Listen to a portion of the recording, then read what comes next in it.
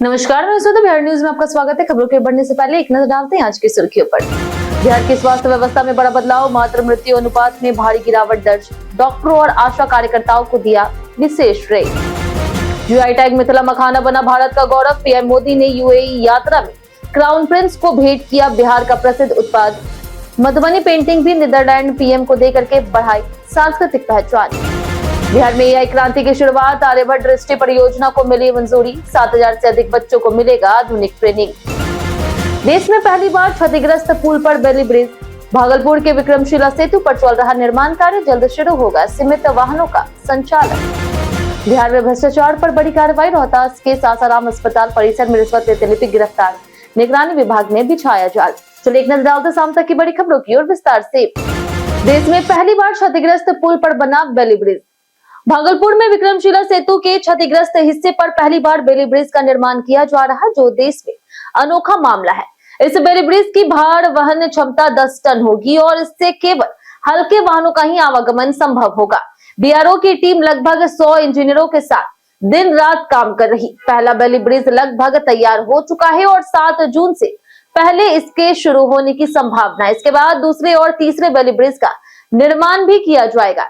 इस बीच विक्रमशिला सेतु की स्थायी मरम्मत के लिए पुरानी योजना रद्द कर दी गई है और नई डीपीआर तैयार की जा रही, जिसकी लागत बढ़ा करके लगभग 80 करोड़ रुपए तक पहुंच सकती है।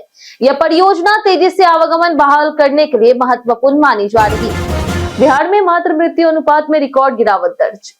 पूर्व स्वास्थ्य मंत्री मंगल पांडे ने सैंपल रजिस्ट्रेशन सिस्टम यानी कि एसआरएस की रिपोर्ट का हवाला देते हुए कहा कि बिहार में मातृ मृत्यु अनुपात में उल्लेखनीय गिरावट दर्ज की गई।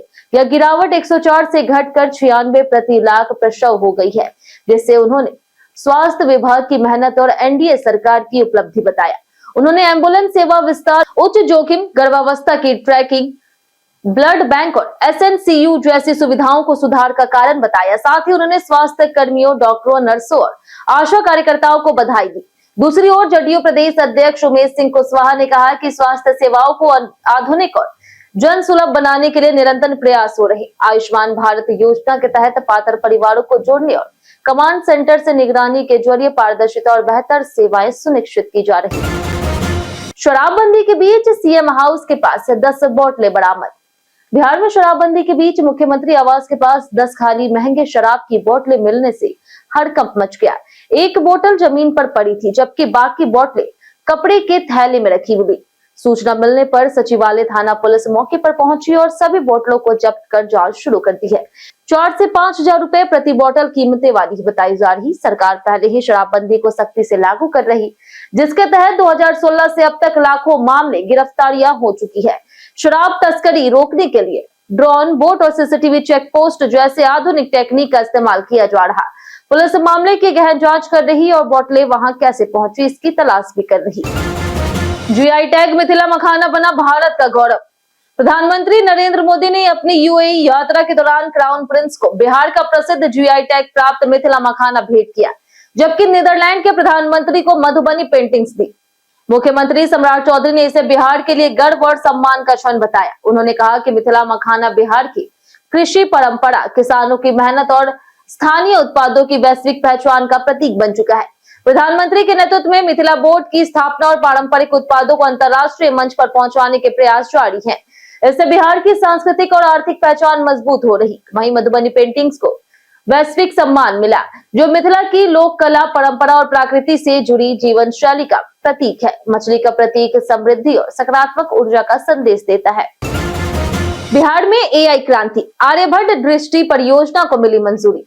बिहार सरकार ने एआई को बढ़ावा देने के लिए आर्यभट्ट दृष्टि परियोजना को स्वीकृति दी है। इस योजना के तहत एक साथ 7,000 से अधिक बच्चों को एआई, डिजिटल टेक्निक और आधुनिक टेक्नोलॉजी की ट्रेनिंग दी जाएगी। अगले 5 वर्षों में इस पर 209 करोड़ रुपए से अधिक खर्च किए जाएंगे। परियोजना सिंगापुर की संस्था global finance and technology network के सहयोग से लागू होगी। इसमें 60% प्रशिक्षण ऑनलाइन और 40% ऑफलाइन होगा। इसके तहत आर्यभट्टा टेक्नोलॉजी ऑब्जर्वेटरी नाम से एक आधुनिक केंद्र स्थापित किए जाएंगे, जहां AI, machine learning, data management और क्लाउड टेक्निक की सुविधाएं मिलेगी। सरकार का लक्ष्य है कि इससे 100 से अधिक स्टार्टअप तैयार हो और युवाओं को रोजगार और स्वरोजगार के नए अवसर मिले, जिससे बिहार की डिजिटल अर्थव्यवस्था मजबूत हो सके। 22 भाषाओं में डिजिटल इंटरेक्टिव किताबों का होगा निर्माण। केंद्र सरकार ने अगले 3 वर्षों में 22 भारतीय भाषाओं में 2.5 लाख डिजिटल इंटरेक्टिव किताबें तैयार करने की महत्वाकांक्षी योजना शुरू की है। शिक्षा मंत्रालय की इस पहल का उद्देश्य उच्च शिक्षा और स्कूली शिक्षा में भारतीय भाषाओं को बढ़ावा देना और ग्रामीण तथा भाषाई रूप से पिछड़े छात्रों को बेहतर शैक्षणिक संस्थान उपलब्ध कराना है। इस योजना के तहत तैयार की जाने वाली पुस्तकें केवल पीडीएफ नहीं होगी बल्कि आधुनिक इंटरेक्टिव फॉर्मेट में होगी, जिन्हें छात्र आसानी से समझ और उपयोग कर सकेंगे। इस पहल को धरातल पर उतारने के लिए पटना के आरकेडी महाविद्यालय में एक राष्ट्रीय शैक्षणिक कार्यशाला आयोजित की गई है, जिसमें देश भर के भाषा विशेषज्ञ और कुलपतियों ने भाग लिया। भारतीय भाषा समिति के अधिकारियों ने इसे शिक्षा में बड़ा बदलाव बताते हुए कहा कि इससे छात्रों को अंग्रेजी पर निर्भरता से मुक्ति मिलेगी और भारतीय भाषाओं को नई मजबूती मिलेगी। गृह विभाग ने मांगा प्रस्ताव, पुलिस लाइनों में बनेगा नया ढांचा। बिहार सरकार ने पुलिस कर्मियों और उनके परिवारों के कल्याण के लिए बड़ा फैसला लिया। राज्य की सभी 44 पुलिस लाइनों में स्कूल और अस्पताल खोलने की तैयारी शुरू कर दी गई। गृह विभाग ने पुलिस मुख्यालय से विस्तृत प्रस्ताव मांगा। डीजीपी विनय कुमार ने बताया कि पुलिस परिवारों के बच्चों के लिए उच्च स्तरीय स्कूल खोलने का प्रस्ताव है, जिनकी क्षमता लगभग 1000 बच्चों की होगी। साथ ही पुलिस अस्पतालों को प्राथमिक स्वास्थ्य केंद्र का दर्जा देने की योजना है, जिससे बेहतर इलाज मिल सके। कार्यक्रम में बताया गया कि दिवंगत पुलिस कर्मियों के परिजनों को मिलने वाली बीमा राशि बढ़ाकर के लगभग 2 करोड़ 30 लाख रुपए कर दी गई है। कैशलेस मेडिकल सुविधा और बीमार कर्मियों के त्वरित ट्रांसफर पर भी विचार चल रहा है, जिससे पुलिस कल्याण मजबूत होगा। ई शिक्षा कोर्स पोर्टल से खुला शिक्षकों का फर्जीवाड़ा। मोतिहारी में सरकारी स्कूलों के 22 शिक्षकों द्वारा फर्जी हाजिरी का मामला सामने आया, जिससे बिहार की शिक्षा व्यवस्था पर गंभीर सवाल उठे। ई शिक्षा कोर्स पोर्टल की मॉनिटरिंग के दौरान पता चला कि 14 मई को इन शिक्षकों ने स्कूल में उपस्थिति दर्ज की, लेकिन उनकी वास्तविक लोकेशन पटना, हाजीपुर, यूपी और पश्चिम बंगाल तक पाई गई। 2 शिक्षकों की लोकेशन अन्य राज्यों से मिली, जिससे फर्जीवाड़े की पुष्टि हुई। इसके बाद जिला शिक्षा पदाधिकारी ने सभी 22 शिक्षकों का वेतन रोककर सो कॉज नोटिस जारी किया। जांच में यह भी आशंका जताई गई है या तो सिस्टम से छेड़छाड़ हुई है या किसी और ने लॉगिन कर हाजिरी लगाई। शिक्षा विभाग अब पूरे मामले की गहन जांच कर रहा और अन्य शिक्षकों की भी जांच संभव है। जहानाबाद में कुख्यात अपराधी बिक्कू सिंह का एनकाउंटर। बिहार के जहानाबाद में पुलिस ने कुख्यात अपराधी बिक्कू सिंह उर्फ रावण का एनकाउंटर कर दिया। दीपक कुमार हत्याकांड में गिरफ्तार बिक्कू को पुलिस हथियार बरामद करने ले जा रही थी, तभी उसने पुलिस पर फायरिंग कर दी। जवाबी कार्रवाई में पुलिस की गोली उसके पैर पर लगी और वह घायल हो गया। उससे पहले पीएचसी और फिर जहानाबाद सदर अस्पताल में भर्ती कराए गए। मुख्यमंत्री सम्राट चौधरी के गोली चलाओगे तो गोली खाओगे बयान के बाद राज्य में एनकाउंटर की घटनाएं बढ़ी। पिछले 37 दिनों में 11 अपराधियों के एनकाउंटर की जानकारी दी गई, जिनमें लूट, हत्या और गिरोह से जुड़े आरोपी शामिल है। सरकार का कहना है कि अपराध और भ्रष्टाचार के खिलाफ सख्त कार्रवाई जारी रहेगी और पुलिस को मजबूत किया जाएगा। बिहार के हर जिले में बनेगी आधुनिक प्रोजनी बाग नर्सरी।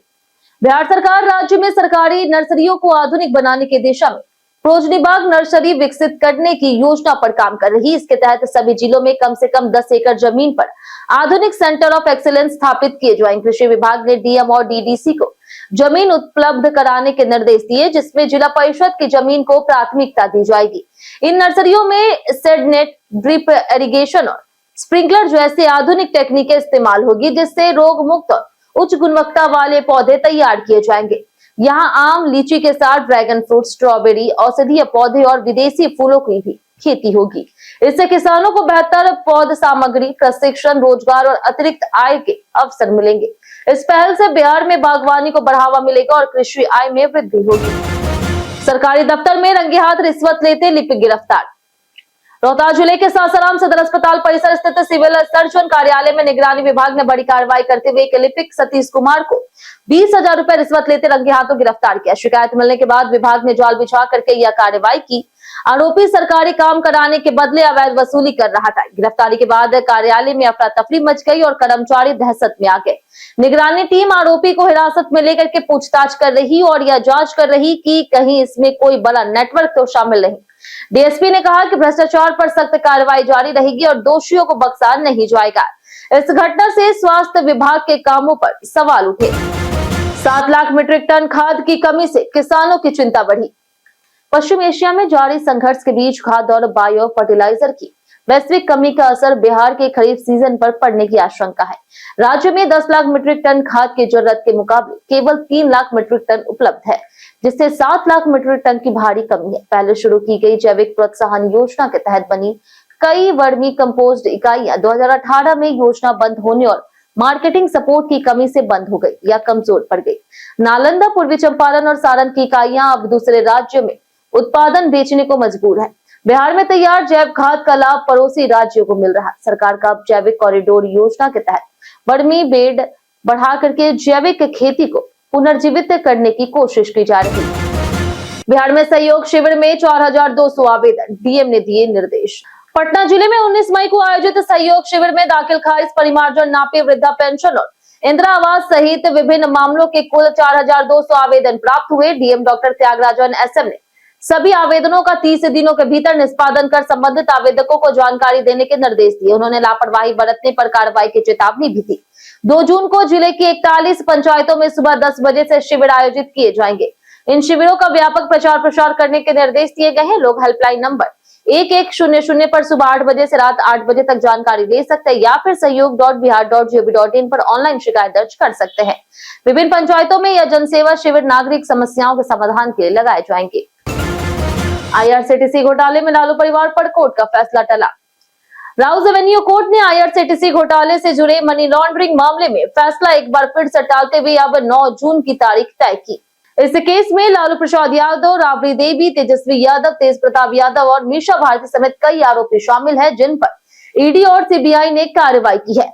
आरोप है कि 2004 से 2009 के दौरान रेल मंत्री रहते हुए टेंडर प्रक्रिया में अनियमितता कर निजी कंपनी को फायदा पहुंचाया गया और बदले में लालू परिवार को जमीन दी गई। सीबीआई के अनुसार जमीन बेहद कम कीमत पर ट्रांसफर हुई, जबकि उसकी बाजार कीमत करोड़ों में थी। अदालत पहले ही आरोप तय कर चुकी है और अब अगली सुनवाई पर अहम फैसला आने की संभावना है, जिस पर सभी की नजरें टिकी है। धोनी आईपीएल 2027 में खेलेंगे या नहीं, गायकवाड़ का बड़ा बयान। आईपीएल 2026 में गुजरात टाइटंस के खिलाफ 89 रन की बड़ी हार के साथ चेन्नई सुपर किंग्स का सफर खत्म हो गया। कप्तान ऋतुराज गायकवाड़ ने हार के बाद टीम के प्रदर्शन और कमियों पर बात की। उन्होंने कहा कि 231 रन का लक्ष्य मुश्किल था और गेंदबाजी और पावर प्ले में टीम अच्छा प्रदर्शन नहीं कर सकी। चोटों के कारण टीम संतुलन में भी बिगड़ी। सबसे अहम सवाल एमएस धोनी की वापसी को लेकर था। इस पर गायकवाड़ ने कहा कि इसका जवाब अगले साल मिलेगा, लेकिन धोनी की कमी टीम को जरूरत खलती है क्योंकि वह अंतिम ओवरों में मैच का रुख बदल सकते हैं। हालांकि उन्होंने टीम के युवा खिलाड़ियों के प्रदर्शन और विदेशी मैचों में भी मिली जीत पर संतोष जताया और भविष्य को लेकर भरोसा भी व्यक्त किया। बीते दिन हमारे द्वारा पूछे गए सवाल का जवाब आप लोगों में से बहुत लोगों ने हमारे कमेंट बॉक्स सेक्शन में लिख कर दिया है। जिन्होंने हमारे द्वारा पूछे गए सवाल का जवाब दिया उनके नाम है विनोद कुमार, मनोज भगत, ऋषि कृष्णा, राधिका सिंह, अरुण सिंह, विनय ठाकुर, नौशाद रजा, अमीर सोहेल, हरेंद्र सिंह, दीपक कुमार, राकेश मिश्रा, जितेंद्र ठाकुर, अनवर करीम खान, राम बाबू दास, राकेश मिश्रा, लक्ष्मी मेहता, रंजीत मिश्रा, मिंटू ठाकुर, अमरजीत यादव, रवि मोहन वर्मा, आदित्य प्रधान, पारस सिंह, नरेंद्र कुमार, राजकिशोर महतो, कामेश्वर सिंह, रवि कुमार, चंदन कुमार, शशि भूषण और संजीव कुमार। इसी के साथ बढ़ते आज के सवाल की। आज का सवाल है, क्या शिक्षा व्यवस्था में सुधार हुआ है या अभी भी बड़े बदलाव की जरूरत है? आप अपना जवाब हमें हमारे कमेंट सेक्शन में लिखकर जो बताएं। आज के लिए इतना ही। बिहार की तमाम खबरों के साथ बने रहने के लिए देखते रहे बिहारी न्यूज और साथ ही अगर यूट्यूब चैनल पर देखें चैनल को सब्सक्राइब कर दे और अगर आप फेसबुक पेज पर देख रहे हैं तो लाइक और फॉलो जरूर करें।